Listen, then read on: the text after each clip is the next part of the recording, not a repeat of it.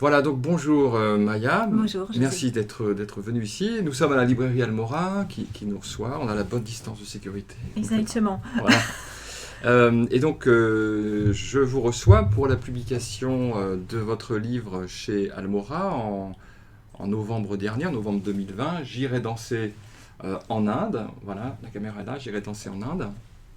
Donc, on va parler de ce livre, on va parler de vous, on va parler de ce que contient l'ouvrage. Alors je vous présente d'abord, donc vous êtes, on va dire, vous avez une formation kinésithérapeute. Tout à fait. Vous avez été danseuse, vous êtes danseuse, professeur de danse aussi, vous avez été professeur de danse. Vous êtes aujourd'hui professeur de yoga. Voilà, ça va comme description pour l'instant. C'est parfait. Voilà.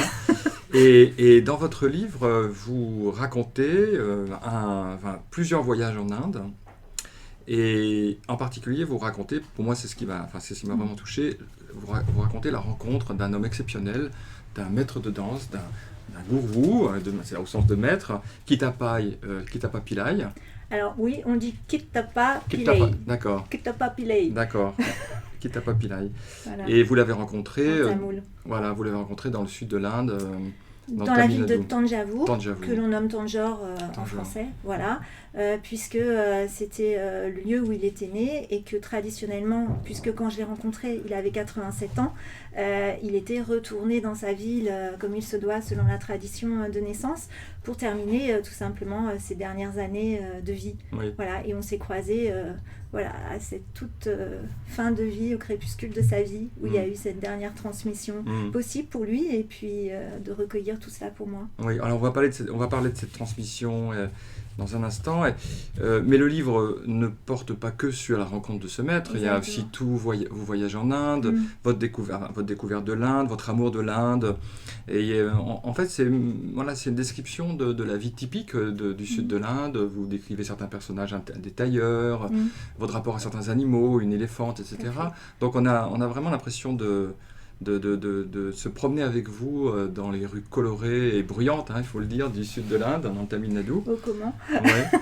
Et puis aussi, dans le livre, à la fin du livre, vous racontez votre retour en France et les difficultés que vous avez pu rencontrer pour essayer de transmettre ce que vous aviez reçu de cet homme exceptionnel, de ce maître exceptionnel.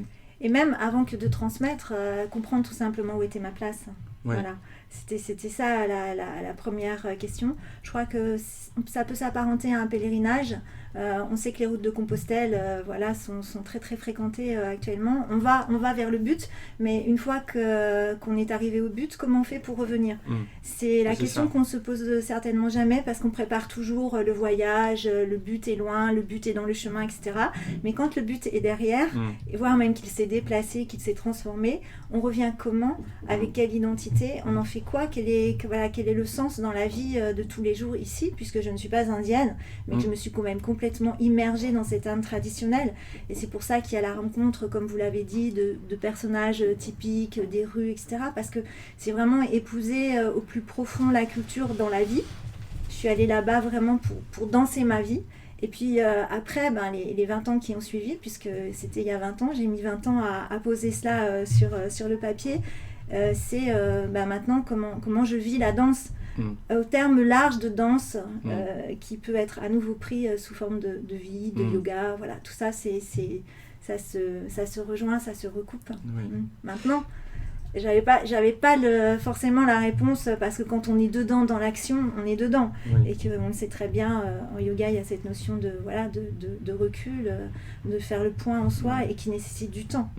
Alors le titre du livre, c'est J'irai danser en Inde avec un futur, j'irai. Donc ça veut dire qu'à un moment donné, vous avez eu cette intuition, ce désir profond d'aller danser en Inde. Alors comment vous est venu déjà ce goût de l'Inde, et puis la danse de l'Inde, c'est surtout le Bharatanatyam, c'est connu pour ça. Donc, dans cette région du sud de l'Inde, voilà, c'est ça. Alors comment vous est venu ce goût de l'Inde et cette passion pour cette forme de danse qui est vraiment spécifique à l'Inde? Oui, tout à fait. Alors, je vais revenir sur justement le titre J'irai danser en Inde, parce que ça, je dois vraiment remercier les éditions et Claude Barre, parce que c'est vraiment lui qui a trouvé ce titre. C'était pas mon premier titre. Moi, j'avais intitulé mon manuscrit Le Feu Sacré.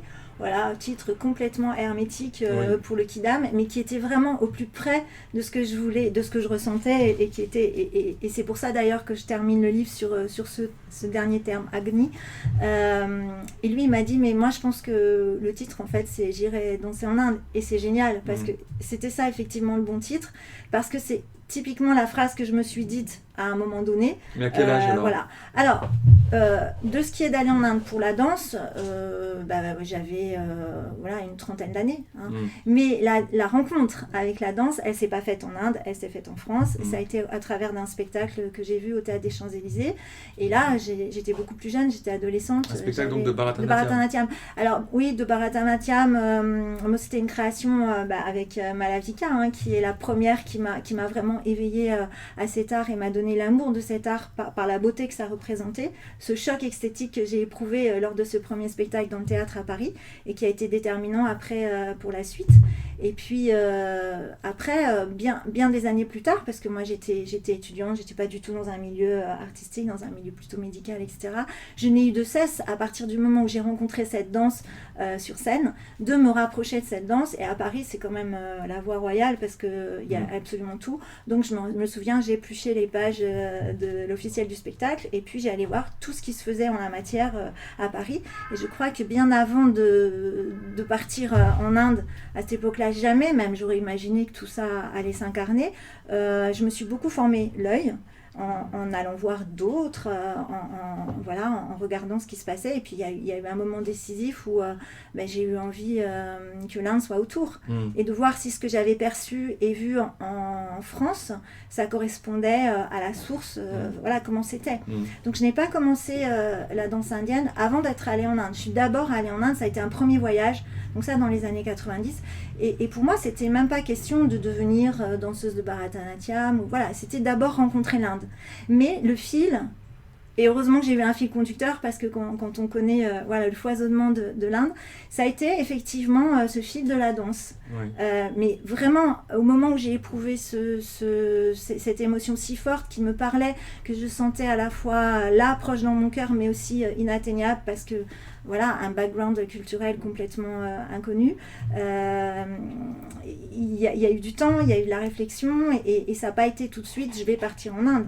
Le J'irai danser en Inde, ça a été le fruit déjà de à peu près 10 ans de réflexion. Oui. Voilà. Et donc vous êtes en Inde en fait en 98, oui. à Thanjavur, donc. Ouais. Et là vous racontez au début du livre la rencontre avec ce maître. Oui. Et c'est assez étonnant en fait, puisque vous vous attendiez pas du tout à... Non. Alors, c'est presque magique en fait. C'est la lampe d'Aladin, vous savez, le petit génie, quand on frotte la lampe et il y a le petit génie qui en sort. Finalement, c'est un peu cette histoire qui s'est incarnée.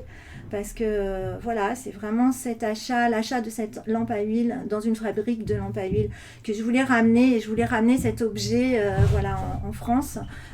Et donc en allant chercher une lampe à huile peu de temps avant qu'on revienne, parce que là c'est un voyage où j'étais avec mon mari, j'étais mariée, et donc je voulais lui présenter l'Inde. C'est le premier voyage qu'on a fait ensemble en Inde, et il y a eu donc tout d'un coup cette fracture dans le temps, où il y a ce temps vertical qui vous place là, ici et maintenant, et il n'y a plus moyen de s'échapper.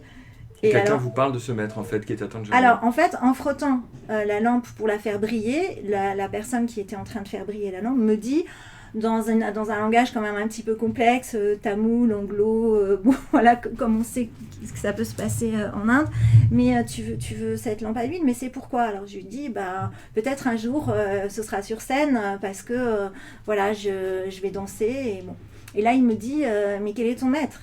Et donc c'est vraiment la question qui m'a laissée sans voix, parce que de maître je n'avais pas. J'avais déjà commencé à travailler, à pratiquer la danse avec Malavika, que j'étais allée rencontrer suite au spectacle, mais bien des années plus tard. Malavika Klein, on précise pour nos auditeurs. Voilà, c'est ça, qui quand même la personne qui a formé quasiment toutes les Françaises qui ont pratiqué le Bharatanatyam depuis les années 60.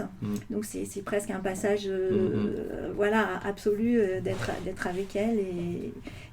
Et voilà, et une fois encore, ça a vraiment été la racine. Mais le fait de me déporter en Inde, de me déplacer, de me décentrer, évidemment, ça a ouvert d'autres champs du possible. Et alors là, pour le coup, ça a été trouver sa voie et son propre chemin en dehors des sentiers battus, parce qu'à Tanjore, personne ne connaissait de maître en particulier. C'était pas du tout le parcours de la plupart des personnes qui sont allées danser en Inde, et voilà. Et alors, vous rencontrez Kittappa Pillai, et qui est-il? Qui est cet homme, en fait? Alors, quand je le rencontre, je ne sais pas.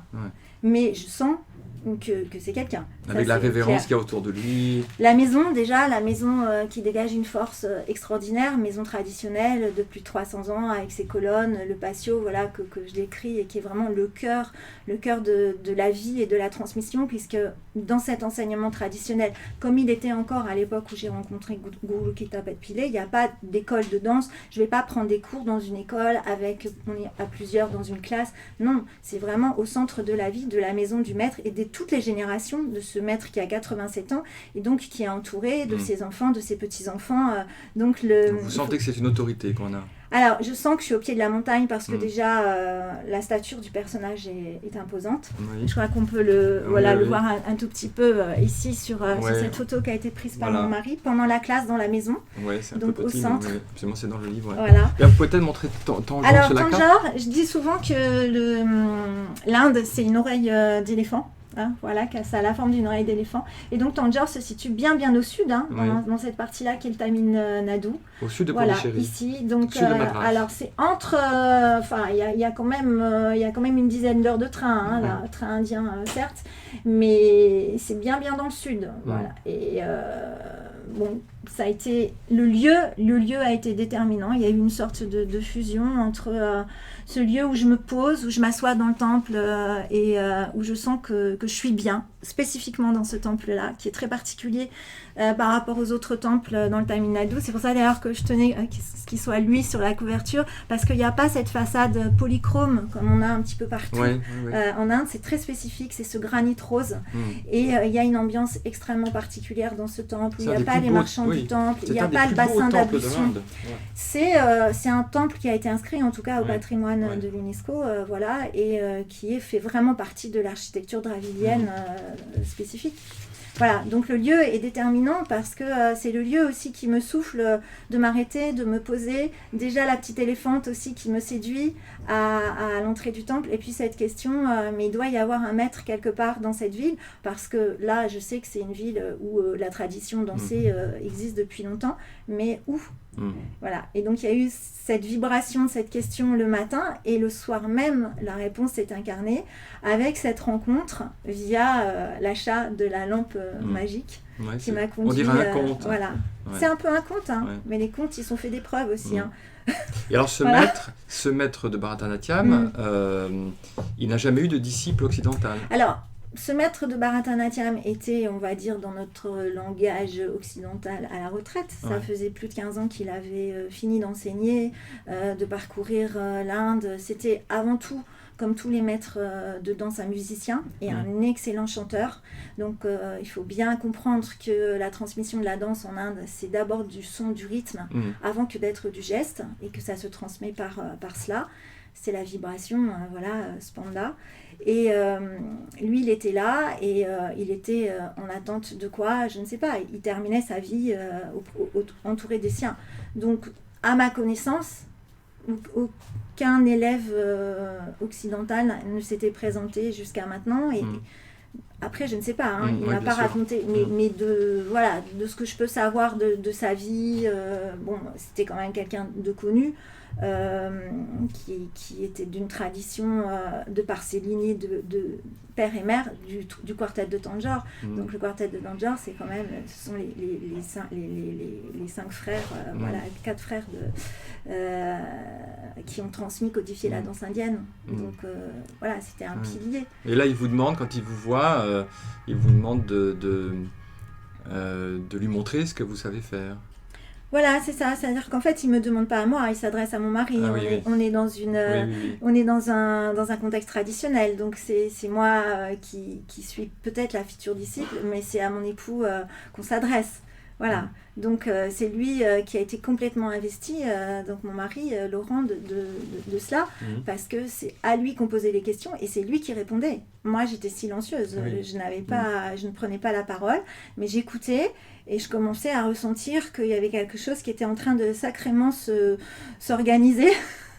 Et voilà, à un moment donné, puisqu'il ne parlait pas anglais, il dit en tamoul à son fils qui faisait la traduction, et ben, il faut lui demander qu'elle me montre ce qu'elle sait faire la prochaine fois qu'elle reviendra. Parce qu'une fois encore, moi j'étais là, je lui dis que je danse un peu en Inde, mais j'étais pas spécialement partie et venue pour cela. Et là, il y a eu une sorte de télescopage où je dis que c'est pas passé par la tête, mais c'est passé par le cœur, parce que je ne comprenais pas le tamoul à l'époque, et j'ai compris qu'il avait cette demande de voir. Et donc, du coup, je me suis levée, et là, pour le coup, en anglais, j'ai dit, je vais le faire maintenant.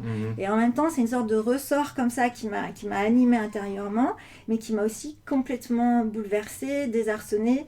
On peut le rapprocher un petit peu dans la Bhagavad Gita, de Arjuna qui est là, qui a son arc et sa flèche qui lui tombent des mains, qui n'arrive pas à combattre, alors qu'il est là. J'étais un peu dans cette situation-là, cette situation de ne pas arriver finalement devant l'ampleur du champ de bataille. Mais là, c'était vraiment tous les champs du possible que j'ignorais, mais encore, que faire Voilà, donc perte de moyens, puis finalement, c'est par le son que je viens à la danse. Donc ça, je pense que ça a été très déterminant, puisque complètement, avec un trac terrible, c'est finalement la mélodie de la danse que je vais danser qui me revient. Et donc, je commence à chanter. Et ça, lui, comme c'était un grand musicien et un chanteur hors pair, ça l'a profondément bouleversé. Et il est venu à moi, il m'a aidé, il s'est penché, il a pris son petit bâton qu'il avait en dessous de son fauteuil, alors qu'il ne transmettait plus et qu'il n'attendait pas ma visite. Il y avait encore son matériel de Nathuvanar qui était là. Il a fait avancer son tabouret vers lui, comme ça, avec le bâton, et il a commencé à chanter. Et ça m'a complètement libérée. Voilà, je me suis désenchaînée de tout ce qui me censurait. Et pour la première fois, il y a eu de mon côté, et puis lui, voilà, ça a enclenché qu'il a voulu ensuite me transmettre quelque chose. L'envie de travailler auprès de lui, parce que c'était la première fois que je dansais devant quelqu'un pour lequel je n'avais pas besoin d'expliquer ce que j'étais en train de faire et qui venait me rejoindre vraiment au cœur de la musique. Et à ce moment-là, toutes les portes qui sont autour du patio se sont ouvertes. Les femmes qui étaient dans les pièces, à la cuisine, etc. ont passé la tête parce qu'en fait, ce bâton n'avait pas résonné depuis fort longtemps. Donc tout d'un coup, la maisonnée a entendu, là aussi, le son. Et a compris que quelque chose était en train de basculer aussi de son côté. Je ne le savais pas, il était très malade, et je ne le savais pas. Donc lui, il le savait, il avait la clé de ça. Donc consciemment, il a voulu s'offrir une dernière transmission, qui a été celle-ci. Et donc là, il vous dit, d'accord, et je vous prends comme élève. Enfin non, c'est vous qui avez dû demander. Il ne s'exprime pas comme ça, mais il me dit d'abord, ok, vous êtes là devant moi, il faut que vous me fassiez une demande, on est quand même devant un grand maître, la tradition incarnée, donc voilà, comme dans toute discipline, il faut que le disciple demande pour recevoir. Donc j'étais priée de demander d'abord. Même si je l'explique, voilà, on a remis un peu les choses dans le bon ordre parce que nous, évidemment, on est arrivés et on était assez pressés de dire, bon, alors, qu'est-ce qu'on fait maintenant que vous avez vu ? Mais en fait, on n'a même pas tellement eu besoin d'insister là-dessus parce que dès que j'ai eu fini de danser, voilà, il y a eu un silence, on a buté, on a pris le temps, il y a eu une pause et puis il a dit, je la garde pour 3 ans. C'est ça, voilà. Et vous demandez de rester quasiment 3 ans tout de suite voilà. pour travailler avec lui. Donc moi, évidemment, je demande un petit délai parce que je n'étais pas là exactement pour ça, il fallait m'organiser. Et là, j'ai compris, et encore plus après, en m'immergeant dans le contexte traditionnel, à quel point c'était irrévérencieux et presque insolent de dire ça. De ne pas rester tout de suite, de ne pas être prêt et de reprendre la main quelque part en disant non mais attendez, stop, je vais m'organiser et puis je vais voir quand je reviens. Est-ce que vous pouvez nous dire peut-être 2 mots sur le Bharatanatyam parce que peut-être que le Bharatanatyam, c'est la danse classique de l'Inde du Sud, voilà, qui est une danse qui a de plus de 2000 ans d'âge, qui est extrêmement codifiée sous forme d'adavu, qui qui sont des briques gestuelles que l'on met les unes à côté des autres pour composer des chorégraphies et qui traditionnellement s'enseignent dans ce face-à-face entre le maître qui transmet le son, le rythme. Les rythmes sont traduits par des sons qu'on appelle des bowls, voilà, des onomatopées qui reproduisent en fait le son des percussions, le mridangam. Et c'est autant les hommes que les femmes qui le dansent? Alors, à l'origine, non, pas du tout. C'est vraiment les femmes. D'ailleurs, mon maître, qui était très, très avare de paroles, d'abord parce qu'il ne parlait pas l'anglais, et que quand il le disait, c'était vraiment que quelques mots, m'a répondu à cette question très fermement un jour en me disant, dans sa vision très cloisonnée de la société indienne, les maîtres sont des hommes et les interprètes sont des femmes. Mais les femmes sont beaucoup plus douées pour être les interprètes que les hommes. Maintenant, il y a quelques hommes qui s'essayent au Bharatanatyam, mais dans le Bharatanatyam, il y a cette notion d'exprimer nos deux énergies, masculine et féminine, ha et ta, voilà, qu'on retrouve dans le yoga. Et les femmes sont beaucoup plus douées pour incarner les guerriers, les personnages virils, que ne le sont les hommes quand ils veulent aller vers les personnages féminins, qui là, ils féminisent. Alors qu'une femme incarnant un guerrier va avoir, et alors là, il prend cette mudra, voilà, la mudra mushti, et il me dit Shakti. Voilà, là, tout est dit. Donc, c'est une variation qui est arrivée très très tardivement que les hommes viennent au Bharatanatyam, mais à l'origine, non.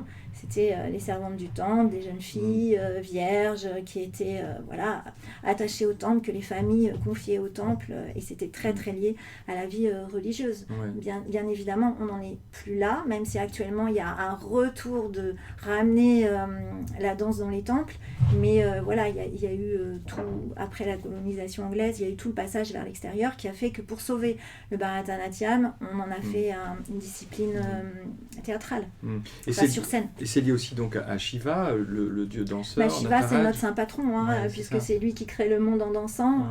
Voilà. Donc évidemment, on est très très relié à la grande figure de Shiva. Notamment dans un temple qui est à côté de Tanjore, qui est Chindambalam, où j'ai eu la chance de me rendre aussi. Tous les temples de cette région de l'Inde, puisque le Tamil Nadu, c'est vraiment l'un des temples dravidiens. Il y a énormément de temples qui sont quand même, disons-le, dédiés à Shiva. Dès qu'on voit Nandi, le taureau, à l'avant du temple, c'est Shiva. Voilà, donc ça a été vraiment le point germe, cette rencontre, mais en même temps, le livre, il y a quand même 2 parties. Oui, c'est vrai. Et donc, c'est sûr qu'elle est importante, cette partie-là, parce qu'elle est déterminante, qu'il y a vraiment eu un avant et un après, et je l'explique très bien. Mais il y a vraiment cette première, ce premier germe de la rencontre qui fait que je reviens, qu'il faut tout réorganiser. Et puis cette année, quand même, où je dis que j'ai rencontré tout ce qu'une âme humaine peut rencontrer dans une vie en une année. Et voilà, parce qu'il y a eu beaucoup, c'est un conte, comme vous le disiez, mais c'est quand même ma vie. Et donc, il y a eu un chemin de roses et d'épines, il y a eu beaucoup d'épreuves et d'obstacles aussi, que je nomme pas forcément tous, parce qu'on ne peut pas, dans un livre, de toute façon, tout dire.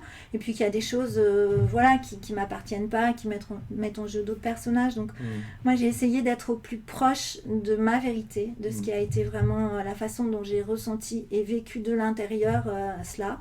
Vous avez passé combien de temps en Inde en tout En fait, cette bourse, elle était d'un an. Voilà, oui, parce que m'organiser, ça a été aussi de passer la bourse. Donc, il y a eu un an d'enseignement in situ. Mais après, ça a été incessant. Quand je dis que le retour en France a été compliqué, c'est que pendant 20 ans, j'ai fait des allers-retours permanents.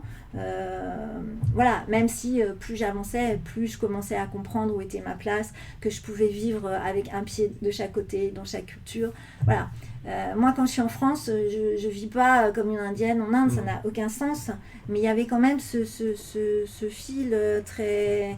ce fil rouge et conducteur de mon maître qui va mourir et qui me préparait pour la Rangetram, cette grande cérémonie qui est la première fois qu'on danse sur scène et qui représente... Oui, c'est un passage important du livre. C'est un passage très important parce que c'est le moment où on se marie avec la danse. C'est vraiment exactement comme si vous avez assisté à des cérémonies de mariage en Inde, et Dieu sait si il y a un décorum, une cérémonielle et pour la Rangetram c'est pareil. C'est vraiment un mariage avec la danse et c'est en aucun cas une fin, c'est le début de quelque chose.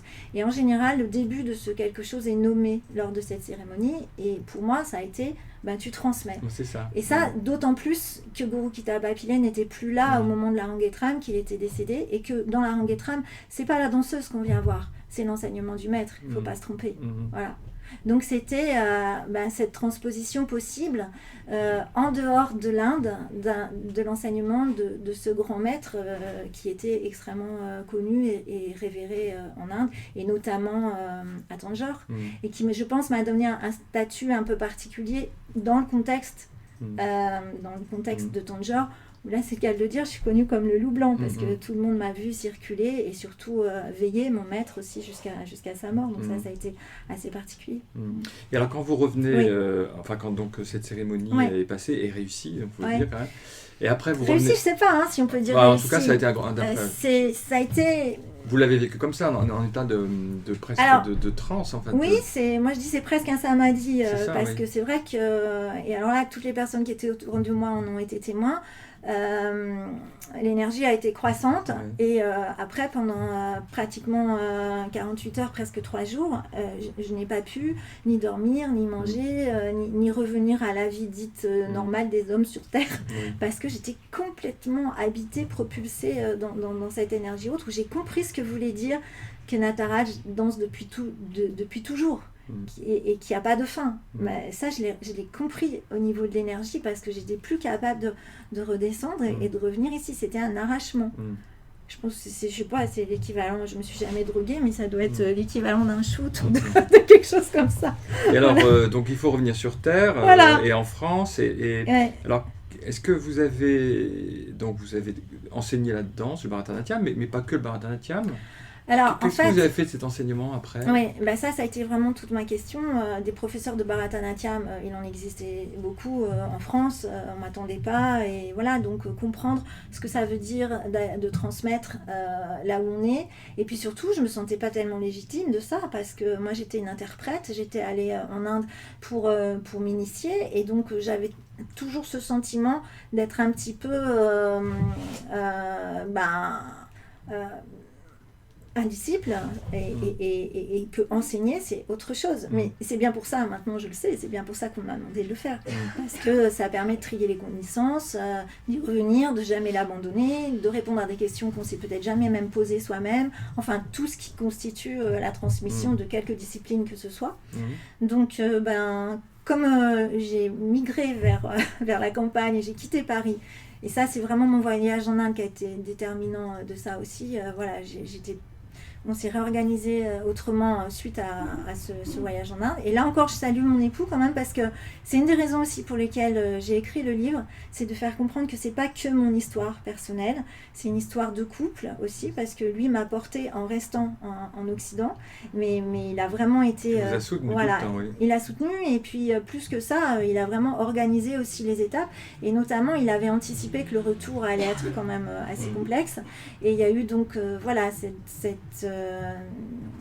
cette intuition de quitter l'enracinement qu'on avait ici à Paris, parce que moi j'étais vraiment à Paris depuis toujours, et d'aller vivre à la campagne, dans la nature, dans un espace où je voyais tout le temps le ciel, les étoiles, en relation avec le fleuve de la Seine, donc vraiment une connexion très forte à la nature qui m'a énormément aidé aussi à digérer tout ça. Et donc je me suis dit que c'était dans ce lieu-là que, puisqu'on me demandait de transmettre, j'allais transmettre. Mais je suis dans un milieu complètement rural, je ne suis pas en banlieue parisienne, je suis vraiment dans une campagne où il n'y a pas de moyen de transport pour venir, autre que la voiture, et où le Bharatanatyam, personne ne sait ce que c'est. Donc c'est ça qui m'a permis peut-être de trouver mon expression, mon chemin, comprendre toute cette technique, tout ce fondement aussi qui est lié quand même à toutes les racines hindouistes, voire même védiques, comment le passer dans un milieu rural en France, auprès de personnes qui n'ont aucune référence de cela, et sans aussi usurper ce que j'étais. C'est-à-dire moi, mon souci, c'était vraiment que les gens ne m'envisagent pas comme un maître, justement, comme un gourou que je ne suis pas. Et on sait aussi que l'Inde, c'est aussi l'occasion de beaucoup de fantasmes pour les Occidentaux. Et donc ça, je voulais absolument me protéger, je dirais, de tout ce folklore. Donc c'était pas simple, parce que en même temps, comme je pense être allée avec une grande sincérité dans tout ce que l'Inde traditionnelle proposait, d'avoir vécu ça, j'étais complètement quand même imprégnée de ça.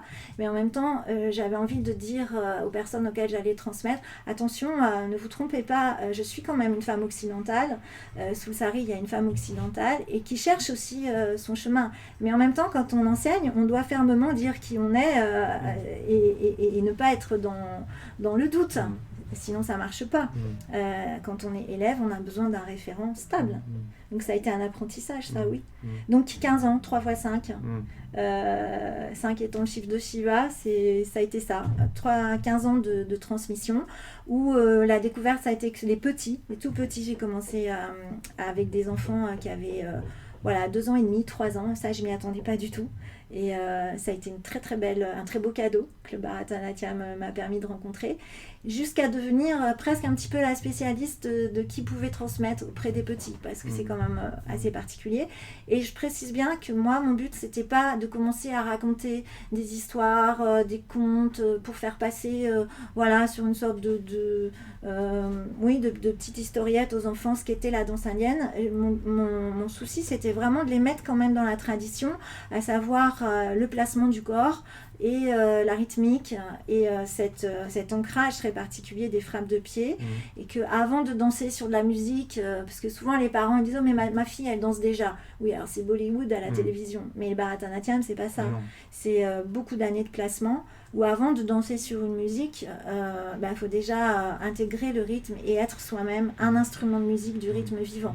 Et ça, c'était absolu. Il n'était pas question que pour les enfants, sous prétexte que c'était des enfants, je ne passe pas par ce fondement-là. Parce qu'au contraire, les enfants, ils sont tout à fait reliés aux choses essentielles. Et eux, ils ont tout de suite compris que le cœur du sujet, il était là. Et ils m'ont même montré parfois le chemin pour y aller avec eux. Voilà, donc ça a été une période de 15 ans. Donc 15 ans, c'est quand même pas rien.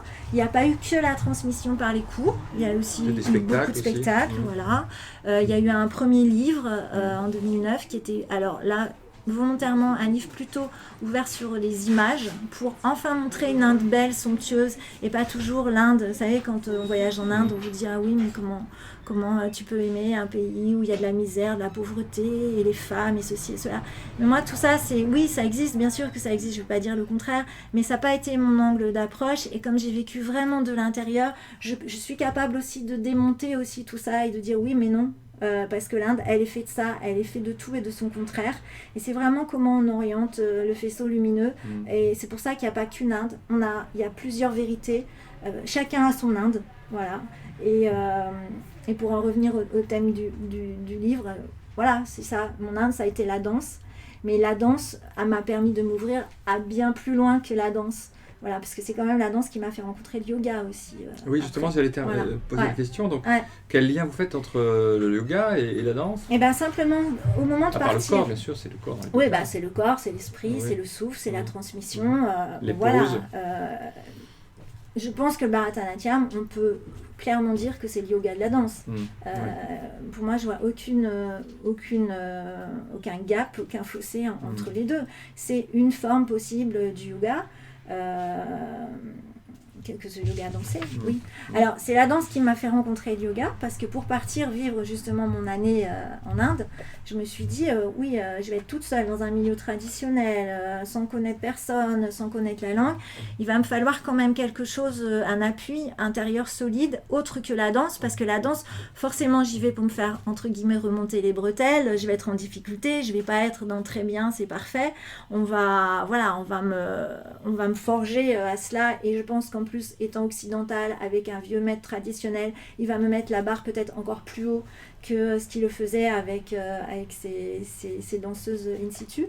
Donc c'est là où j'ai pensé yoga, et où tout le temps où je me suis préparée pour partir en Inde, j'ai cherché un professeur de yoga pour pouvoir avoir quelques premiers repères, parce que je ne pratiquais pas du tout le yoga avant. Et c'est vraiment grâce à ce professeur, Béatrice Bouchiou, que j'ai rencontré, qui est la fille d'Yvonne Migran, une grande dame du yoga, que j'ai pu ensuite partir dans mes bagages avec ce qu'il faut pour après les classes de danse, et dès que j'en avais besoin, me ressourcer, me recentrer, faire silence en moi, et aussi défatiguer le corps.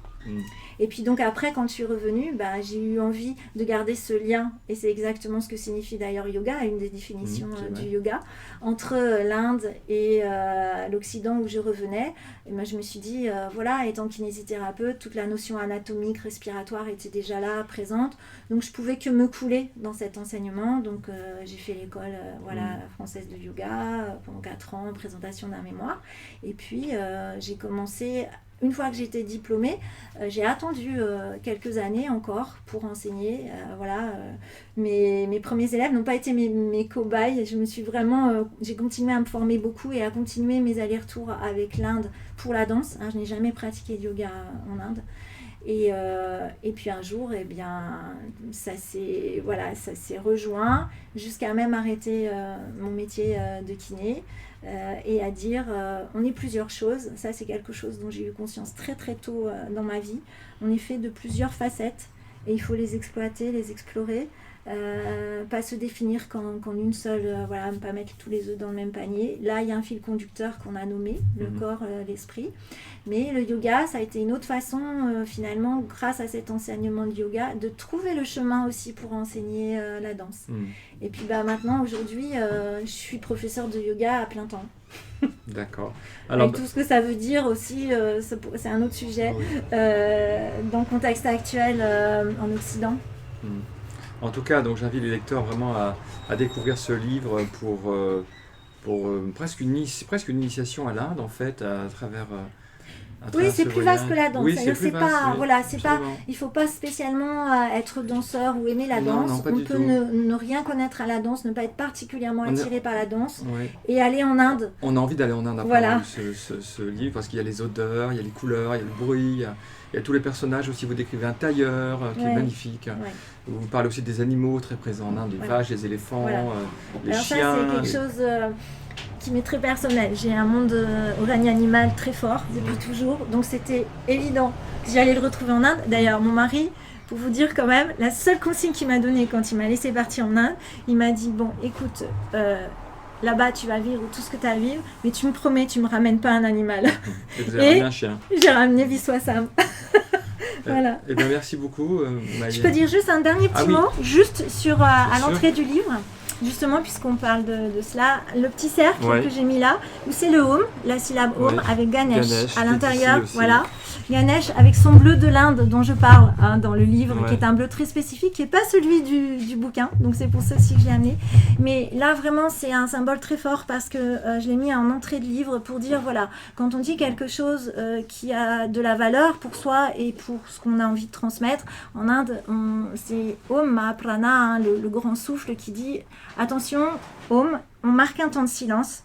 Donc on tourne ces quelques pages et commence le récit. Donc c'était très important pour moi et aussi que Ganesh soit à l'intérieur de ce Om parce que Ganesh habite dans la vibration du Om et que aussi c'était une promesse que j'avais fait à mon ami Roland Michaud qui est décédé au mois de mai, qui m'avait dit le jour où ton livre paraît, il faut que tu mettes le Om de Ganesha en entrée de jeu. Et rien, même si on ne le sait pas, même si les gens ne lisent pas Om, le simple fait de regarder, il y a quelque chose qui fait que ça va vibrer en eux et après, le voyage va pouvoir commencer. Et à la fin du livre, la dernière photo, et bien voilà, je suis de dos, parce que c'est comme si tous les petits bonhommes, les petits bonhommes qui parcourent le livre, qui sont les petits dessins qu'il y avait dans mon cahier de danse pour m'aider à retenir les chorégraphies, ont parcouru tout le livre. Et puis là, je me retrouve face à cet arbre sacré dans le temple de Tanjore, qui est un arbre de fécondité. Et voilà, c'est toute la question de la transmission. Magnifique. Très bien. Merci beaucoup. Merci. Et puis, merci à vous. Au revoir. Voilà.